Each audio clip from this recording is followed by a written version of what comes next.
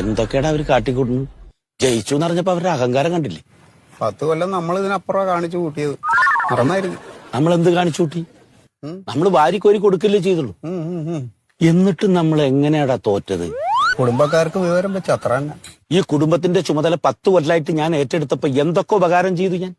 നമ്മുടെ തറവാട്ടിൽ 60 വയസ്സിന് മുകളിലുള്ള അച്ഛന്മാർക്കും വല്യച്ഛന്മാർക്കും കുട്ടിയച്ഛന്മാർക്കും അമ്മമാർക്കും വല്യമ്മമാർക്കും ചെറിയമ്മമാർക്കും മാസാമാസം ഒറ്റച്ചെലവിന് 2000 രൂപ വെച്ച് കൊടുത്തില്ലേ നമ്മള്? പിന്നെ 2000 കുടുംബം ഇന്നത്തെ കാലത്ത് എന്തിനു തികയുന്നതാണ്? അവര് 3000 വെച്ചപ്പോ കൊടുക്കാന്ന് പറഞ്ഞേക്കണേ. എവിടുന്ന് എടുത്തു കൊടുക്കാൻ? അല്ല, എനിക്കും അറിയാം നമ്മുടെ കുടുംബ ഖജനാവ് കാലിയാണെന്നുള്ളത്. 2000 മാത്രാണോ? ഓണം വിഷു തുടങ്ങിയ ആണ്ട്രതികൾക്കൊക്കെ ഈ തറവാട്ടിലെ എല്ലാവർക്കും പച്ചക്കറി അരി തൊട്ട് എന്തെല്ലാം നമ്മൾ സൗജന്യമായി കൊടുത്തു. എല്ലാം കൈ നീട്ടി സ്വീകരിച്ചിട്ടല്ലേ ഇപ്പൊ നമ്മളെ പുറത്താക്കിയത്. പക്ഷെ അതിലൊന്നും അല്ല കാര്യം. ഞാൻ മനസ്സിലാക്കിയെടുത്തോളം ഇത് പെരുമാറ്റ ദൂഷ്യമാണ്. എന്ത് പെരുമാറ്റ ദൂഷ്യം? നമ്മളെല്ലാം നല്ലതല്ലേ പറഞ്ഞിട്ടുള്ളൂ, ഒരു കുഴപ്പമുണ്ടായിട്ടില്ലല്ലോ. ഇല്ല, കുടുംബത്തിലെ ഒരാളുമായിട്ട് ഞാൻ സംസാരിച്ചപ്പോ എന്നോട് പറഞ്ഞത് സുഗത മാമയുടെ പെരുമാറ്റ ദൂഷ്യമെന്നാണ്. ഏത് ലേഷമാനാണ് അത് പറഞ്ഞത്? ഇത് തന്നെയാണ് നിങ്ങളുടെ കുഴപ്പം. അല്ല, ഞാൻ പറഞ്ഞു വരുന്നത് നമ്മുടെ തോൽവി ഭയങ്കര തോൽവിയും അവരുടെ വിജയം കേവലമായ ഒരു വിജയമാണ്.